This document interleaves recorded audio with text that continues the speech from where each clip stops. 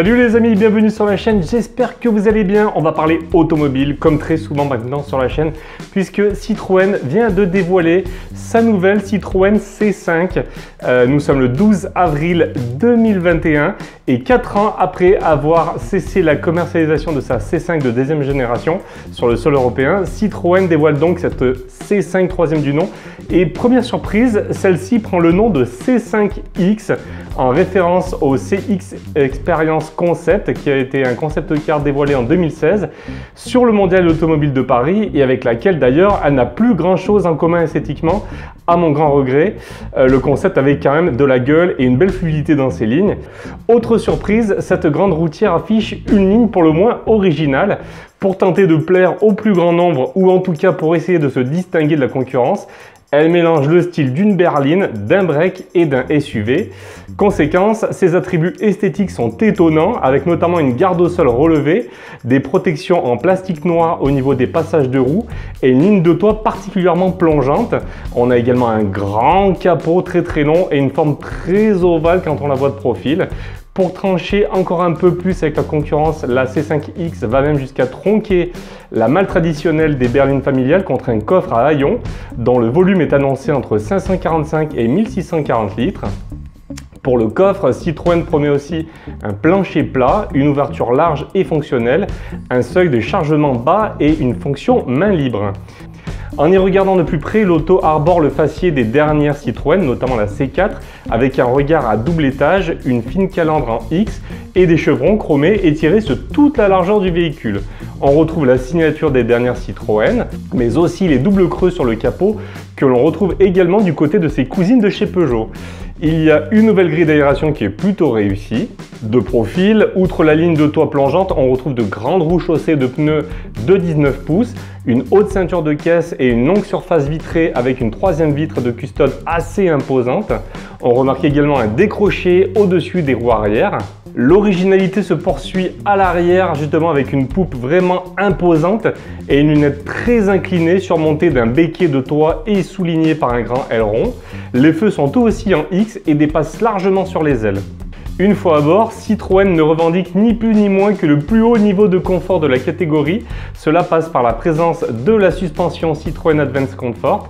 Ce sont des amortisseurs à butée hydraulique progressif. La version hybride rechargeable va même encore plus loin en proposant la suspension active. Il y a un gros effort qui a été fait au niveau de l'habitabilité, notamment à l'arrière avec un large espace aux jambes et une garde au toit généreuse. Citroën promet des sièges très confortables afin que vous vous sentiez comme dans un salon. Pour le reste, on retrouve une planche de bord entre guillemets épurée qui semble déborder sur les portières, une instrumentalisation numérique plus grande que sur la dernière C4 et c'est pas du luxe. Un nouveau système multimédia doté d'un large écran tactile de 12 pouces qui rappelle beaucoup trop à mon goût celui de la dernière C4 justement. On a de la reconnaissance vocale, un affichage tête haute étendu, un système de conduite semi-autonome, de la surveillance d'angle mort longue portée, un système de détection de danger lors d'une marche arrière, une vision 360 degrés sur tablette, enfin bref, toute la techno à la mode qui sera bien entendu présente sur ce véhicule. Côté technique, la C5X repose sur une version évoluée de la plateforme EMP2.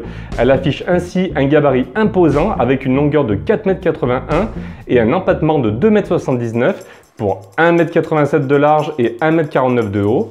Cette plateforme permet également l'introduction de motorisation électrifiée. La nouvelle berline chevronnée sera donc disponible en thermique essence ainsi qu'en version hybride rechargeable.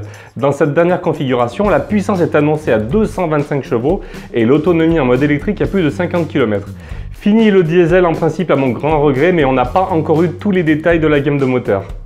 La Citroën C5 sera commercialisée à l'automne 2021, probablement aux alentours de 33 000 €. Son arrivée en concession devrait intervenir début 2022. Au moment de vous donner mon avis, eh bien écoutez, moi j'ai envie de vous dire que j'ai été surpris par les proportions générales de la voiture, par ses volumes, par sa taille. En général, pour cette catégorie de véhicules, moi je suis plutôt traditionnaliste. Là, on a une voiture qui bouscule pas mal les codes. Certains aimeront. Moi, j'ai un peu de mal avec ce profil mi-berline, mi-break, mi-SUV. Et si je devrais choisir entre ce véhicule et une 508 par exemple, parce qu'elles ont à peu près la même longueur, j'irai plutôt vers la Peugeot 508. L'ensemble me rappelle quand même pas mal la philosophie de ce que faisait Audi avec ses Crossroads. On peut noter quand même qu'il y a beaucoup moins de détails et de plis de carrosserie que sur les modèles DS ou Peugeot. Moi à ce niveau-là, ça ne me déplaît pas forcément. J'ai toujours un peu de mal avec la face avant des Citroën qui font toujours trop surcharger à mon goût. On a même parfois l'impression qu'il y a même 3 étages de phare, hein, comme c'était le cas sur la dernière C4. Là, on a moins cette sensation de triple étage et ça passe un petit peu mieux. C'est notamment parce que les anti-brouillards sont moins mis en avant et ils paraissent un petit peu plus élégants. La nouvelle grille d'aération est très belle, les codes de la face avant rappellent les autres modèles de la gamme Citroën, en tout cas pas de surprise en ce qui me concerne et c'est plutôt dommage, moi je trouve qu'elle ressemble beaucoup trop à la Citroën C4. À l'arrière, je suis content qu'on ne retrouve pas le style trop compliqué des phares de la dernière Citroën C4. Là, je trouve que ça passe beaucoup mieux, mais la poupe me paraît bien imposante et sous certains angles, elle est un petit peu arrondie. Ça me rappelle un petit peu les anciennes C4. Par contre, à l'intérieur, moi, je ne suis pas du tout fan de la planche de bord. Je ne suis pas fan de la forme du volant. L'intégration de la grande console centrale, ça manque vraiment d'élégance à mon goût. Bon, comme souvent avec ce véhicule, moi j'ai beau ne pas forcément avoir été séduit par le véhicule, je sais qu'il faut vraiment juger le véhicule en la voyant en vrai dans la rue. C'est quand même une belle prise de risque de la part de Citroën. Je ne suis pas forcément fan des proportions de la voiture, comme je vous ai dit. J'aurais tellement en fait aimé qu'elle se rapproche davantage du concept CX Experience. Mais bon, il en faut pour tous les goûts. Il faut dire que je m'attendais vraiment à pire, surtout après la Citroën C4. Donc finalement, c'est peut-être pas plus mal. En tout cas, moi, assez mitigé. Dites-moi vous ce que vous en pensez dans les commentaires. Est-ce que cette Citroën vous plaît? Je suis sûr qu'il y a des personnes à qui ça plaira. Moi, c'est pas forcément mon cas, mais bon, je salue quand même la prise de risque de Citroën. Voilà les amis pour cette petite présentation de la nouvelle Citroën C5. J'espère que la petite vidéo vous a plu. Si c'est le cas, écoutez, n'hésitez pas à me le dire dans les commentaires. On en discute comme d'habitude dans la bonne humeur tous ensemble. Je vous remercie de m'avoir suivi. Je vous dis à très vite. Salut tout le monde.